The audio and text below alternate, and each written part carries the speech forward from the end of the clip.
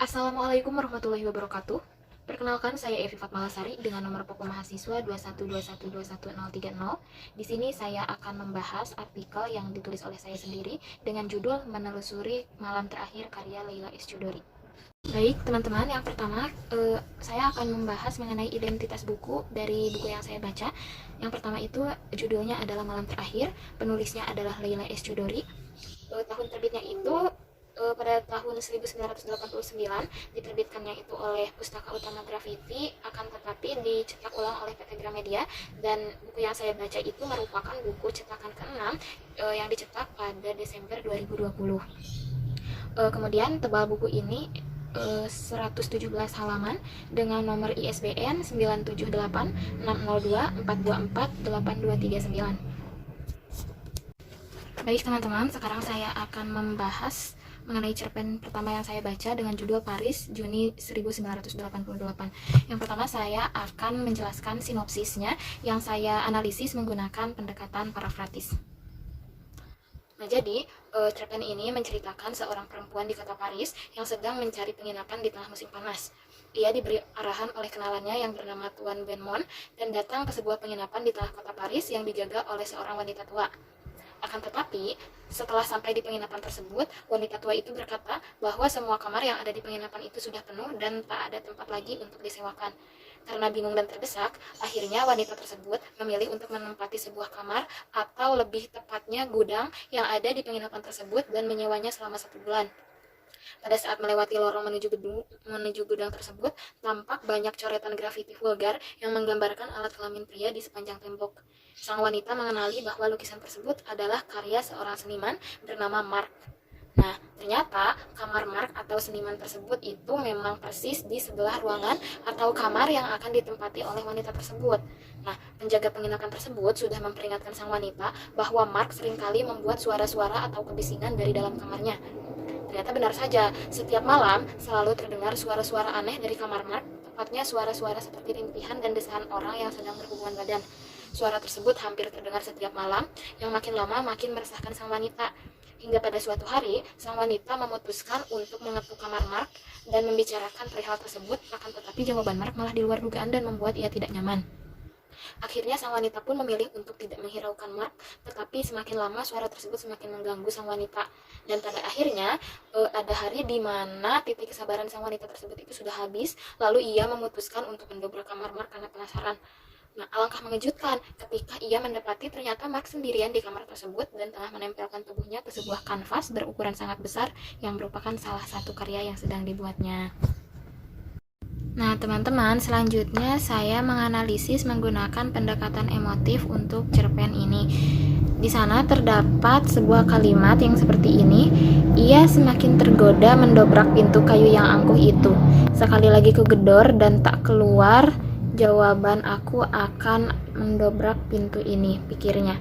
Nah, dari potongan cerpen ini kita dapat merasakan dan memahami kekesalan tokoh yang dibuat menunggu lama. Baik teman-teman, selanjutnya saya akan membahas sinopsis dari cerpen yang kedua dengan judul Adila. Di sini saya menggunakan pendekatan parafrasis juga. Nah, jadi Adila itu merupakan seorang remaja SMP yang sangat suka membaca buku. Ia sangat gemar membaca buku, tapi ibunya kurang menyukai kebiasaan Adila tersebut. Karena tiap kali membaca buku, Adila selalu masuk ke dunianya sendiri hingga memunculkan tokoh-tokoh yang ada pada buku tersebut menjadi teman hayalannya. Hal tersebut terjadi karena orang tua Adila sangat sibuk bekerja, terutama ibunya. Di rumah, Adila biasanya hanya ada seorang pembantu yang bernama Mbok Iem. Kebiasaan tersebut selalu Adila lakukan di kamar mandi rumahnya, dan Adila selalu terhanyut dengan fantasinya sendiri selama berjam-jam sampai selalu saja ia tersadar ketika sudah ditegur oleh ibunya. Dan ketika tersadar, biasanya Adila selalu berada dalam keadaan basah kuyup dengan alat-alat di kamar mandi yang berantakan. Salah satu bacaan kegemarannya adalah buku berjudul The Rainbow, karya D.H. Lawrence, dan tokoh bernama Ursula Bangwen sudah menjadi teman hayalan Adila setiap kali membaca buku yang kurang lebih sudah ia selami sebanyak 16 kali. Nah, ibu Adila sangat sering menegur dan memarahi Adila tiap kali Adila melakukan hal-hal yang tak disukai oleh ibunya. Ibu Adila adalah tipe orang yang sangat mementingkan reputasinya di depan orang lain. Suatu hari, saat ayahnya pulang kerja, ia memberi Adila sebuah buku bacaan baru yang berjudul Summerhill. Adila sangat gembira dengan buku pemberian ayahnya tersebut dan buru-buru membaca buku tersebut. Pada saat sibuk kembali dengan dunia fantasinya di kamar mandi rumahnya, tiba-tiba muncul seorang laki-laki berambut putih sambil menghembuskan asap rokok ke arah Adila. Laki-laki tersebut adalah Bapak Neil, salah satu tokoh khayalan Adila yang muncul dari buku bacaan barunya, yaitu buku Summerhill. Nah, ia banyak bercerita terhadap Bapak Neil, bahkan Adila juga sempat menangis di pelukan Bapak Neil tersebut. Namun, lagi-lagi fantasi Adila terhenti oleh teriakan ibunya yang kembali menegur dan memarahi Adila. Suatu hari saat belajar di sekolah, gurunya menerangkan mengenai sebuah dosa besar, yaitu zina, serta membahas surga dan neraka. Adila bertanya, apakah berzina itu adalah melakukan hubungan seksual sebelum kawin, dan gurunya membenarkan bahwa hal tersebut adalah dosa besar. Karena pelajaran tersebut, sepulang sekolah Adila menanyakan hal yang sama kepada orang tuanya. Hal itu membuat ibu Adila emosi dan memarahi Adila serta menyalahkan ayah Adila yang memberikan buku aneh kepada Adila. Akhirnya ibu Adila meminta buku tersebut dari Adila, dan seketika itu juga ia merobek buku tersebut dan mencemplungkannya ke tempat sampah tepat di hadapan Adila. Hal itu membuat Adila sedih dan hanya memainkan jarinya pada botol semprot baygon.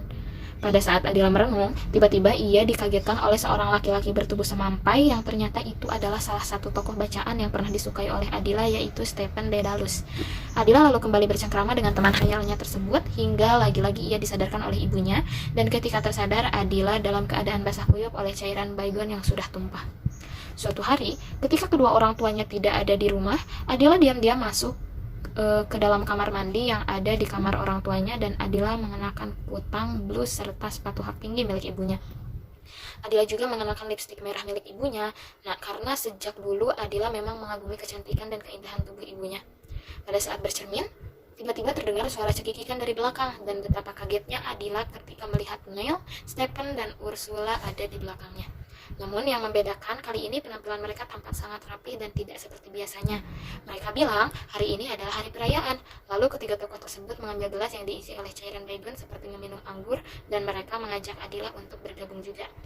Kedua orang tua Adila pulang ke rumah, dan betapa kagetnya ketika mereka mendapati Adila sudah terbujur kaku di kamar mandi dengan baygon di sampingnya. Ayah Adila menangis terseduh-seduh. Rumah ramai didatangi warga dan mobil polisi, sementara ibu Adila sibuk merasa kesal karena Adila menggunakan barang-barang pribadi miliknya. Selanjutnya saya akan menganalisis cerpen Adila ini menggunakan pendekatan emotif. Di sana ada kalimat, Ursula, aku tak mengerti kenapa aku lahir untuk harus selalu menjadi bayang-bayang ibuku. Semua pemikiran dan tindakan yang lahir dari diriku selalu salah.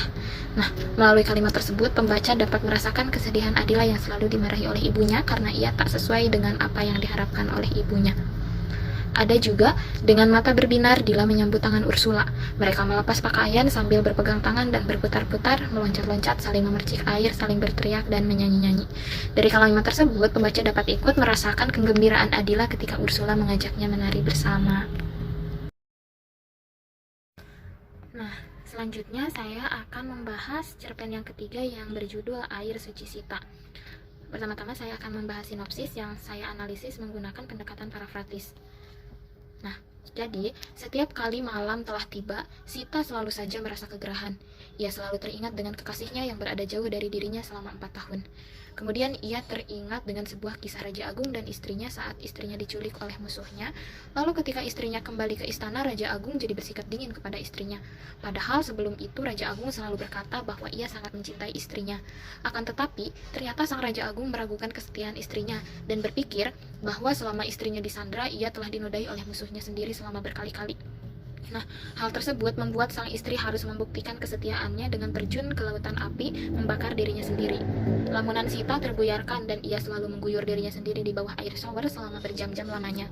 Karena ia selalu merasa kegerahan, kebiasaan tersebut berlangsung bahkan setelah kekasihnya pulang dan bertemu dengan Sita. Kekasihnya pun menanyakan keadaan Sita yang terlihat pucat dan lesu. Sita menceritakan keadaannya yang selalu merasa kepanasan.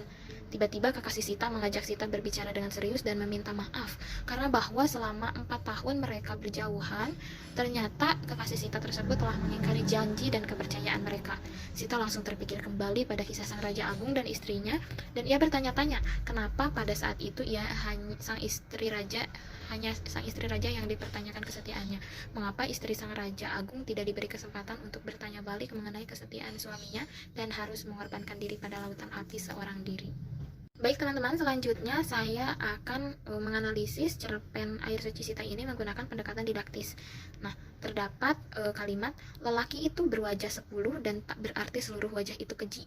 Bagaimana jika salah satu wajah itu sebetulnya lebih menunjukkan hati sesungguhnya, dan wajah itulah yang membuatku masuk ke dalam wilayahnya.